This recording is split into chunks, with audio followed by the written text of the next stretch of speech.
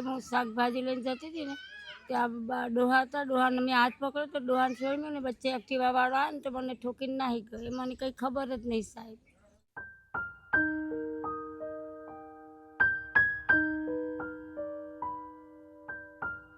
બે બંધ થઈ ગઈ પછી તે પડી ગઈ. હું નીચે જાય એક્ટિવા વાળો વગાડીને જતો રહ્યો. પેલા ડોહા ને પેલા આજુબાજુના છોકરા હતા ને એમને આવીને મને ઊભી કરી અને ભાઈને પકડી લીધો કે માજીને કોઈ આગળ પાછળ નહીં, એની કંઈક દવાના પૈસા આલતા જાય સાહેબ. તો આ બધા છોકરા મને દવાખાનામાં લઈને આવી ગયા. પછી રિપોર્ટ કરાય, પછી કે આ પગ ભાગી ગયો છે. પછી તઈ જાદવ પાર્વતીમ લઈ ગયા મને, તઈ દવા કરાવી સાહેબ મારી. શું કરાયું પગમાં ઇલાજ? એ તો સાહેબ કરાવી, સરિયા નાખ્યા ને દવા ગોળીઓ ને એવું આપ્યું, ઓપરેશન કરી મારું. તમારું ઘર હતું પેલા? ના, સાપરામાં જ રહું છું સાહેબ. મારે કોઈ આશરો આધાર છે જ નહીં બાપુ. સાહેબ હું કોને કહેવા જાઉં સાહેબ? મારે કોઈ આશરો નહીં બાપા, ઘરે નહીં, મારે બારે નહીં સાહેબ. અમે બધા તમારા દીકરા જેવા છીએ. બાપા હારું, તમારી મદદ કરવા માટે છેક અમદાવાદથી આવ્યા છીએ કમલેશભાઈ અમે બધા. મારો દીકરો છે. હા, તો કમલેશભાઈ તમે કઈ રીતના તમારી દાદી જોડે આ બનાવ બન્યો, કઈ રીતના કોન્ટેક્ટમાં આવ્યા તમારા? મને છે ને બા મળ્યા હતા આપણે અહીંયા વસ્ત્રાલ 4 રસ્તા રિંગ રોડ ઉપર. અમે નાસ્તો કરવા ઊભા હતા એટલે બાએ આમ કર્યું મારી સામે. એટલે મેં કીધું બા ચાલો તમને નાસ્તો કરાવું. તો મેં કીધું વડાપાઉં દાબેલ. તો કેવું મારે નહીં ખાવું બેટા, પણ મને કે 50 રૂપિયાનો લોટ ને તેલ લઈ આલ ને.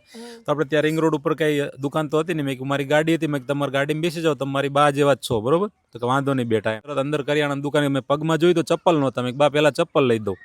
તો મને સિદ્ધરાજસિંહ બાપુ એમની ઈમાનદારી બહુ ગમી કે બેટા આટલા બધા પૈસા તારા નથી બગાડવા. મેં કીધું ના પહેલાં ચપ્પલ લઈ દઉં. તો કે ના, કે ચપ્પલના પૈસા નહીં બગાડતા, મને લોટ તેલ લઈ દે.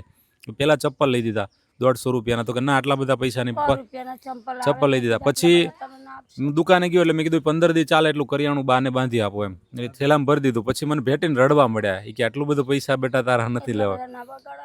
જો એના ખોટું હોય તો લઈ જ લઈને બધું, પણ કે આટલા બધા નહીં. પછી મેં 100 રૂપિયા રોકડા આપ્યા ને તો બહુ રડ્યા કે તારા પૈસા હવે મને નથી જોતા. મેં કે રિક્ષા ભાડું. તો કે ના, કે હું હાલીને જતી રહીશ. પછી 100 રૂપિયા હાથમાં આપ્યા અને પછી મને ભેટીને રડ્યા કે તું મને ક્યાં મળીશ હવે એમ. મારો દીકરો કે ભગવાન મળ્યા. મેં ભગવાન ભેગા કરશે. પછી તમારા પાસે નંબર ફોન કે મારી પાસે કંઈ છે નહીં. મેં મારું કાર્ડ આપ્યું એટલે એ ફોન નંબર મને અઠવાડિયા પછી આ અનિલભાઈ છે, અનિલભાઈ તો એની આજુબાજુમાં રહે છે. અને આ અનિલભાઈ પણ એમને ખૂબ મદદ કરે છે. એમના પત્ની છે, એમની દીકરી છે. તો એના ફોનમાંથી ફોન આવ્યો.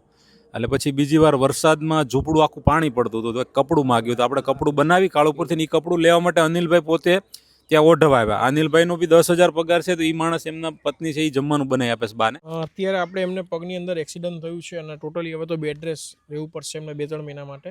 તો આપણે થોડો સપોર્ટ મોકલીએ અને એમને થોડી ઘણી મદદ કરતા.